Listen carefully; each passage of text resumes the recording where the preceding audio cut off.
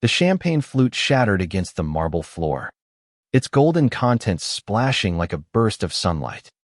I stood there, heart pounding, as Emily's voice echoed through the room, her words slicing through me like a blade. I think we should try an open relationship before we get married. The love of my life, my fiancée of 2 years, sat across from me in our cozy Brooklyn apartment, her eyes avoiding mine, her fingers nervously twisting the engagement ring I'd placed on her hand just months ago. I, Daniel Carter, a 32-year-old architect with a quiet life and a heart full of dreams, felt the ground shift beneath me. Emily, with her radiant smile and fierce independence, had always been my anchor. We'd build a life together, late-night talks about our future, designing our dream home, planning a wedding that was just 6 weeks away. But now, her suggestion hung in the air like a storm cloud, threatening to unravel everything. An open relationship. I repeated, my voice barely above a whisper. Why now? Why ever? She shifted uncomfortably, her auburn hair catching the lamplight. I need to explore. Daniel, I love you, but I'm not sure I'm ready to commit to just you forever. Not yet. Her words were a paradox, love and betrayal wrapped in one breath. I wanted to scream, to demand answers. But instead, I sat frozen, the weight of her confession pressing down on me. How had we gone from picking out wedding invitations to this? Over the next few days, I wrestled with her request. My heart screamed no, but my mind, desperate to hold on to her, entertained the idea. Maybe this was just a phase, a pre-wedding jitters moment. Emily was 30, vibrant, a graphic designer who thrived on spontaneity. Maybe she just needed freedom before settling down. I agreed to a trial, setting strict boundaries, complete honesty, no secrets, and it would end before the wedding. She smiled, relieved, and promised to keep me in the loop. I trusted her. That was my first mistake. Weeks passed, and Emily seemed happier, lighter. She'd go out with friends, returning late with vague explanations. I tried to be the supportive fiancé, ignoring the gnawing suspicion in my gut. But then I found her phone, left unlocked on the kitchen counter one night. A single text from someone named Chris glowed on the screen.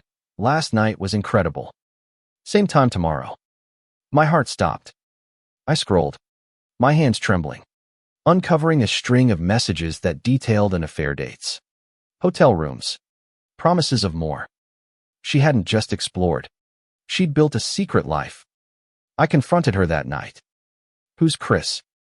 I demanded, holding up her phone, her face drained of color, her excuses stumbling out in a rush. It's not what you think, she said, but her eyes betrayed her. She admitted to seeing Chris, a coworker, claiming it was just part of the open relationship. But we'd agreed on transparency, and she'd hidden everything. The betrayal wasn't just the affair, it was the lies, the disregard for our rules. For me, I walked out, needing space, my mind racing with hurt and anger. The next morning, I woke to a flood of texts from Emily, begging for forgiveness. I made a mistake. Daniel, I love you. Let's fix this. But something in me had shifted. I couldn't unsee those messages, couldn't unfeel the sting of her deception. Yet, I still loved her at least. I loved who I thought she was. With the wedding looming, I faced a choice: call it off or confront the truth head-on. I chose the latter, but not in the way she expected. I spent the next week digging deeper. Chris, I learned, was a 35-year-old married man in her office, charming and manipulative. His wife, Laura, deserved to know the truth, just as I did. I reached out to her, and we met at a quiet cafe. Laura, a kind woman in her late 30s, listened as I shared the evidence. Her eyes filled with tears, but her resolve hardened. He's done this before, she admitted. But not like this. Not so blatantly. Together, we hatched a plan not for revenge, but for justice. We wanted Emily and Chris to face the consequences of their actions, not in private, but where it would hit hardest. The wedding day arrived, a sunny Saturday in June. Guests filled the elegant venue, their laughter mingling with the clink of glasses. Emily looked stunning in her white dress, her smile radiant as she walked toward me. But I wasn't there to say I do. As the officiant began, I stepped forward, my heart pounding but my voice steady. Before we proceed, I said, turning to the crowd, there's something everyone needs to know. I nodded to Laura, who stood at the back, her face a mix of pain and determination. She activated the projector, and the screen lit up with Emily's texts to Chris, each one a dagger to her carefully crafted facade. Gasps rippled through the room. Emily's eyes widened, her hands trembling as she realized what was happening. Daniel. No, she whispered, but it was too late. The truth was out, raw and undeniable, for all to see. The silence in the venue was deafening, broken only by the faint hum of the projector. Emily stood frozen, her white dress glowing under the chandeliers, but her face was a mask of panic. The screen behind her displayed her own words text to Chris that detailed their secret rendezvous, each message a betrayal not just of me, but of the life we'd planned together. I felt the weight of every eye on us, friends and family torn between shock and curiosity, their whispers growing into a low murmur. Daniel, please, Emily choked out, stepping toward me.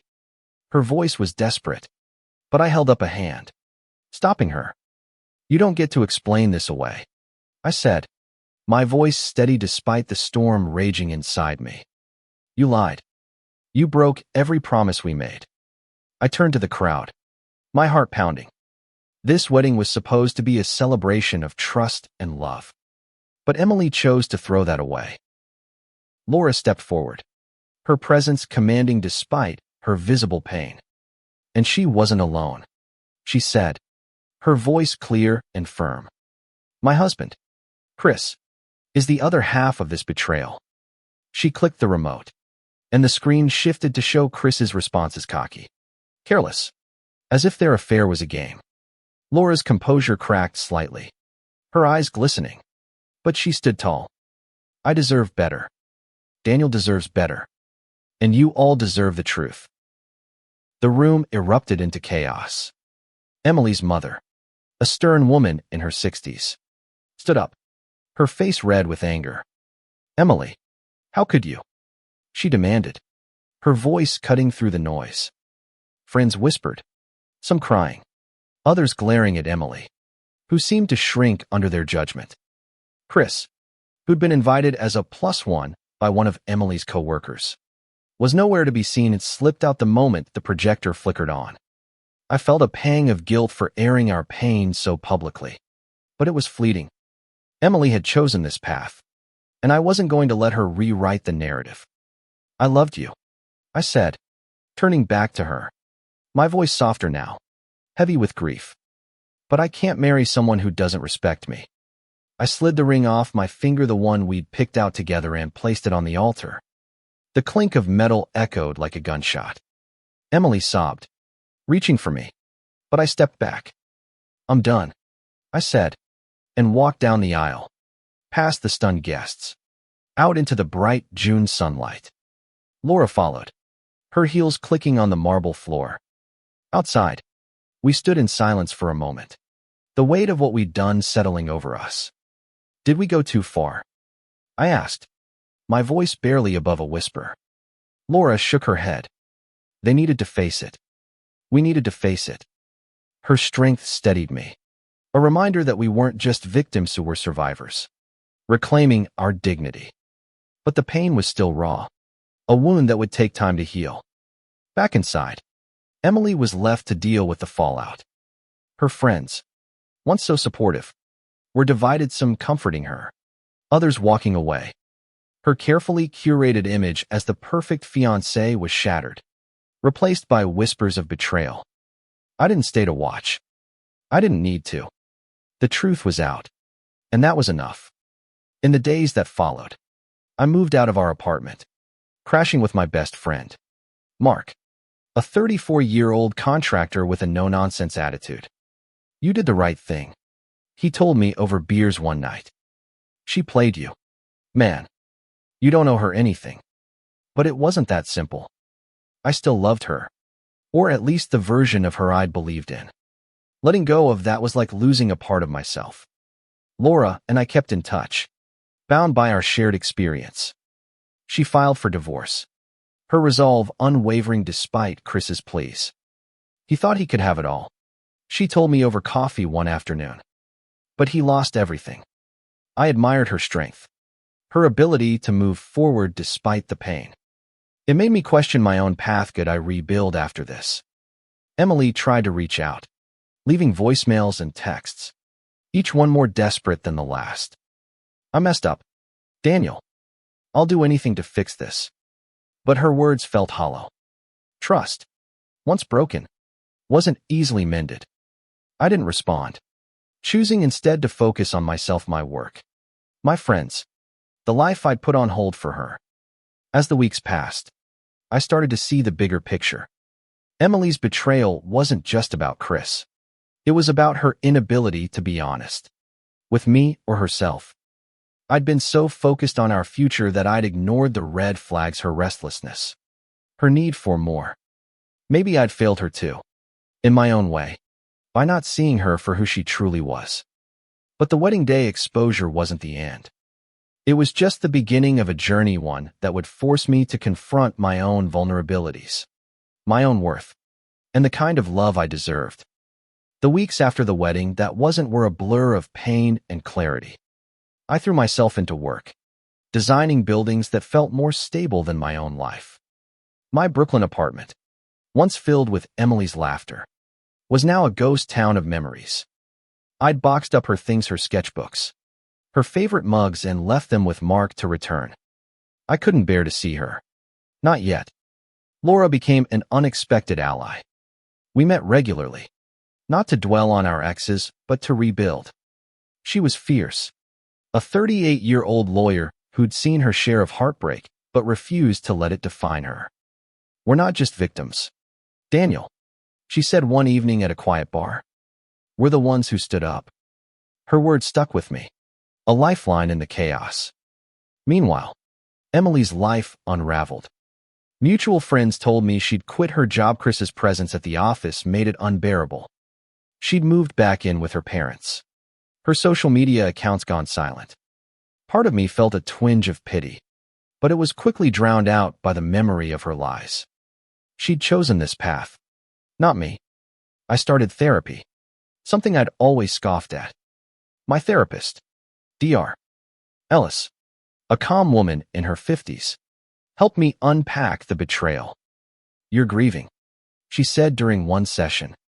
Not just Emily, but the future you thought you'd have. She was right.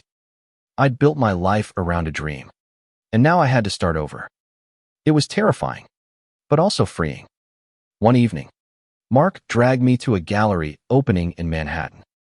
You need to get out, he insisted. There, amidst abstract paintings and pretentious chatter, I met Sarah, a 29-year-old photographer with a sharp wit and a kind smile. She wasn't Emily she didn't try to be. We talked for hours about art, loss, and the beauty of starting over. For the first time in weeks, I felt a spark of hope. But the past wasn't done with me. Emily showed up at my office one rainy afternoon, her eyes red from crying. I need to talk, she said, her voice trembling. Against my better judgment, I let her in. She apologized, her words a torrent of regret. I was scared, Daniel, scared of losing myself in marriage. But I lost you instead. Her honesty was disarming, but it didn't erase the hurt. I listened, but I didn't forgive, not yet. Laura, too, faced her own ghosts. Chris had been emailing her, promising to change, to leave his mistakes behind. She showed me the messages, her expression a mix of disgust and amusement. He thinks he can charm his way out of this, she said, but I'm done being his safety net. She was moving forward, planning a trip to Europe to rediscover herself. Her strength inspired me to keep going, to not let Emily's betrayal define my future. As the months passed, I started to rebuild. Sarah and I went on a few dates. Nothing serious, but enough to remind me that love didn't have to hurt. Work became a refuge. My designs bolder, more reflective of the man I was becoming. I even started sketching again, something I hadn't done since college, pouring my emotions into lines and shapes. But the story of the wedding day spread, a cautionary tale among our friends.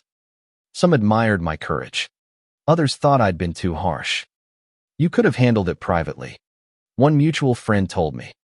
Maybe. But privacy hadn't worked. Emily's lies had thrived in the shadows. Exposing them was the only way to set myself free. One night, Laura called me, her voice lighter than I'd ever heard it. "I'm selling the house," she said. "Chris can have his half, but I'm starting fresh." She'd enrolled in an art history course, something she'd always wanted to do. Her resilience was a mirror, reflecting my own potential to move forward. I realized then that the exposure at the wedding wasn't just about Emily or Chris. It was about us, Laura, and me choosing to value ourselves over the people who'd hurt us. It was about truth, no matter how painful, and the strength to walk away from a lie. Time has a way of softening sharp edges, but some wounds cut too deep to fade completely. 6 months after the wedding, I was finding my footing. My new apartment in Williamsburg was small but mine, filled with sketches and books, a space where I could breathe. Work was thriving. My latest project, a community center, had won an award. Sarah's presence in my life was a quiet comfort, our dates filled with laughter and easy silences. Yet, Emily's shadow lingered, a reminder of what I'd lost. One crisp October evening, I ran into Emily's brother, Tom, at a coffee shop. He was 28, a quiet guy who'd always liked me. "She's not the same, Dan," he said, stirring his coffee. "She's in therapy, trying to figure out why she did it." I nodded, unsure how to respond. Part of me wanted to know she was suffering. Another part hoped she'd find peace. "She misses you," he added. I didn't reply. Missing someone didn't undo the damage. Laura, meanwhile, was thriving. She'd returned from Europe, her eyes bright with stories of Florence and Paris. I forgot who I was, she told me over dinner one night. But I'm remembering now. She'd started painting, her canvases bold and unapologetic. Her divorce was finalized, and Chris was out of her life for good. "He's still chasing thrills," she said with a wry smile. "But that's not my problem anymore." I envied her clarity. My own heart was a battlefield, torn between anger and the lingering love I'd felt for Emily. Dr. Ellis pushed me to explore this in therapy. "You're allowed to feel both," she said. "It's human." She encouraged me to write a letter to Emily, not to send, but to process. I poured my heart onto the page, detailing the hurt, the love, the betrayal. It was cathartic, but it also made me realize I wasn't ready to forgive. Sarah sensed my struggle. One night, as we walked along the East River, she took my hand. "You don't have to be over her," she said softly. "Just be honest with yourself." Her patience was a gift, one I wasn't sure I deserved. I told her about the wedding, the exposure, the aftermath. She listened, her eyes full of empathy. "You did what you had to do," she said. "Don't carry that guilt." But guilt wasn't the only thing weighing me down. Rumors about the wedding had spread beyond our circle, turning me into a local legend of sorts. The guy who exposed his fiancée. People whispered. Some saw me as a hero. Others, a villain. The attention was suffocating, a reminder of a moment I wanted to move past. Then came the call from Emily's mother. "She's in a bad place, Daniel," she said, her voice heavy. "She's not eating, barely sleeping. Can you talk to her?" I hesitated. The woman I'd once loved was suffering, but so had I. I agreed to meet Emily, not out of love, but out of a sense of closure. We met at a park. Neutral ground. She looked thinner, her eyes hollow. "I'm so sorry," she said, her voice breaking. "I was selfish. Scared. I didn't know how to tell you I wasn't ready."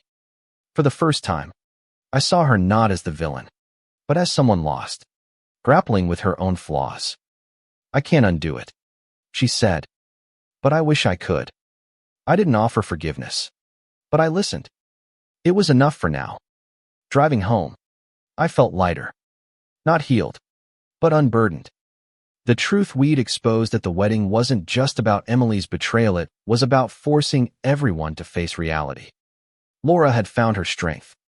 I was finding mine. And Emily, she was on her own path, one I couldn't walk with her. That night, I sketched a new Designa house by the sea, open and free. It wasn't for Emily or me. It was for the man I was becoming, one who valued truth over illusion, strength over fear. A year after the wedding, life felt like a new chapter.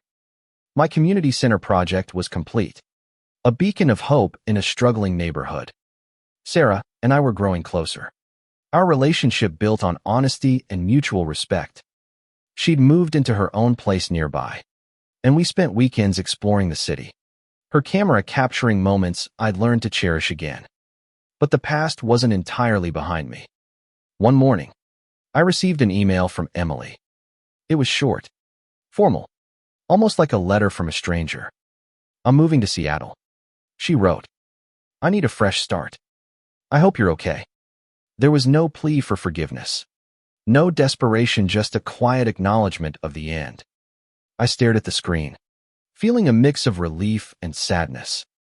She was letting go, and so was I. Laura, too, was moving forward. She'd started dating again, a kind professor she'd met at her art history course. "He's nothing like Chris," she told me over lunch, her smile genuine. "He listens." Her paintings were gaining attention, one even featured in a local gallery. She'd turned her pain into something beautiful, a reminder that healing was possible. My therapy sessions with Dr. Ellis grew less frequent, but no less impactful. "You've reclaimed your narrative," she said during our last meeting. "What's next?" I didn't have a clear answer, but I knew I wanted a life built on truth. Sarah was part of that vision, but so was my own growth. I'd started mentoring young architects, sharing the lessons I'd learned about resilience and authenticity. The exposure at the wedding had ripple effects I hadn't anticipated. Some friends distanced themselves, uncomfortable with the drama. Others rallied around me, their support a lifeline. Mark, ever loyal, threw a small party for my 33rd birthday, where Sarah surprised me with a framed photo of us by the river. Laughing, "This is you now," she said. "Not the guy from that day." Her words hit home. I wasn't defined by Emily's betrayal anymore. But closure came in unexpected ways. One evening, I ran into Chris at a bar. He looked older, worn. His charm faded. "I heard about the wedding," he said, his voice low. "I'm sorry, man. I was an idiot." I didn't need his apology, but I accepted it, more for myself than for him. "We all make choices," I said, walking away. He was a ghost from a past I no longer lived in. Social media brought occasional updates on Emily. She'd started a new job in Seattle. Her posts sparse but hopeful. I didn't follow her, but mutual friends shared enough. She was trying, and I wished her well. From a distance, the love I'd felt for her was gone, replaced by a quiet acceptance. She'd been a chapter, not the whole story. Laura invited me to her gallery show, a milestone in her journey. Her paintings were raw, vibrant, a testament to her strength. "You helped me get here," she said, squeezing my hand. "We did this together." I smiled, realizing how far we'd both come. The wedding day wasn't just a moment of destruction, it was a catalyst for rebuilding. As I walked home that night, the city lights reflecting off the river, I felt a sense of peace. The exposure had been painful, but it had forced me to confront what I deserved: honesty, respect, Love that didn't come with conditions. Sarah, Laura, even Emily had taught me that. The future was uncertain, but it was mine to shape. 2 years after the wedding, I stood on the balcony of my new apartment, watching the sunrise over Brooklyn. Life had settled into a rhythm not perfect, but real. Sarah and I were officially together. Our relationship a slow burn that felt right. She'd taught me to see the world through her lens, capturing beauty in the mundane. My work was thriving, my mentorship program growing, and I'd even started painting again, a hobby Emily had once teased me for abandoning. Laura's life, too, was a testament to resilience. She'd moved to a smaller apartment, her paintings now selling regularly. Her new relationship with the professor, David, was steady, grounded in mutual respect. I never thought I'd trust again, she told me over coffee. But I do. Her strength was a mirror, reflecting my own journey. We'd both turned betrayal into something meaningful. Emily's name rarely came up anymore. I'd heard she was dating someone new in Seattle, a quiet guy who suited her better than I ever did. I didn't feel anger or sadness, just a quiet wish for her to find what she was looking for. The wedding day, once a raw wound, was now a scar, a reminder of my own strength. But the past had one last surprise. One evening, I received a package in the mail, no return address. Just a small box with a letter inside. It was from Emily. I found this while packing. She wrote, "It belongs to you." Inside was a sketch I'd done years ago, of our dream house by the sea. A note was tucked beside it. "I'm sorry for everything. I hope you build this one day." I stared at the drawing, memories flooding back. But I didn't cry. I tucked it away, a relic of a life I'd moved beyond. Sarah noticed my quiet mood that night. "You okay?" she asked, curling up beside me. I told her about the package, the sketch, the letter. She listened, then took my hand. "Build it," she said. "Not for her, but for you." Her words sparked something in me, a vision of a future not tied to the past. I started working on the house design again, not as a dream for Emily, but as a promise to myself. It was bold, open, with windows that let in every ray of light. I showed it to Sarah, who grinned. "It's you," she said. "All of you." We talked about building it one day, maybe together, a home rooted in truth. The exposure at the wedding had been a turning point, not just for me, but for everyone it touched. Laura had found her voice through her art. Emily had been forced to face her choices, and I had learned to value myself, to demand the love I deserved. The pain had been real, but so was the growth. One night, I met Laura for drinks, our last meeting before she moved to Boston with David. "We did something brave," she said, raising her glass. "To us." I clinked my glass against hers, grateful for the unlikely bond we'd formed.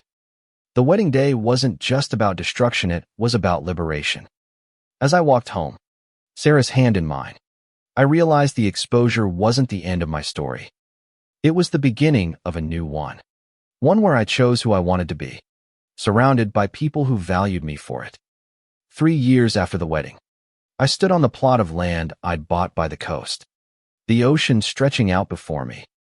The house I'd sketched, the one Emily had returned, was taking shape, its frame rising against the horizon.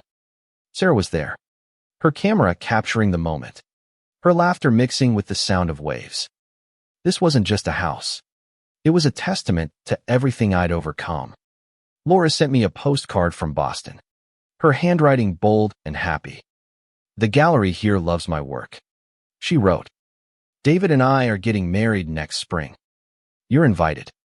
I smiled, picturing her standing tall, her life rebuilt on her own terms.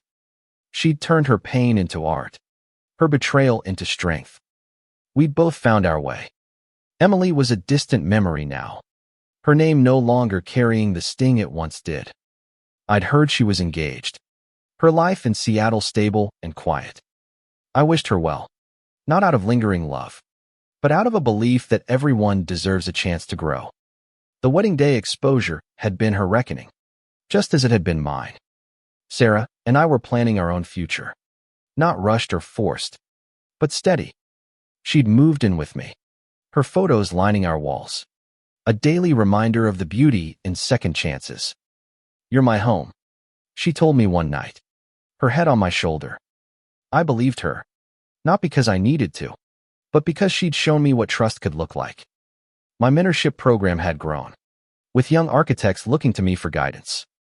I shared my story, not the details, but the lessons about valuing yourself, about standing up for truth, about rebuilding after loss. They listened, their eyes wide, and I realized I'd become someone I was proud of. The house by the sea was nearly complete, its windows catching the light just as I'd imagined. Sarah and I walked through it one evening, the smell of fresh paint in the air. "This is ours," she said, squeezing my hand. I nodded, feeling the weight of the past lift. The exposure at the wedding had been a fire, burning away the lies to reveal what mattered. As I stood on the porch, watching the sunset, I thought of Laura, Emily, even Chris. We'd all been changed by that day, forced to confront our truths. Some of us had risen, others had stumbled, but we'd all moved forward. The house wasn't just a structure, it was a symbol of resilience, of choosing to build something new from the ashes of betrayal. I turned to Sarah, her face glowing in the fading light. "Let's make this home," I said. She smiled, and we stepped inside, ready for whatever came next. The past was behind me, the future wide open, and I was finally free.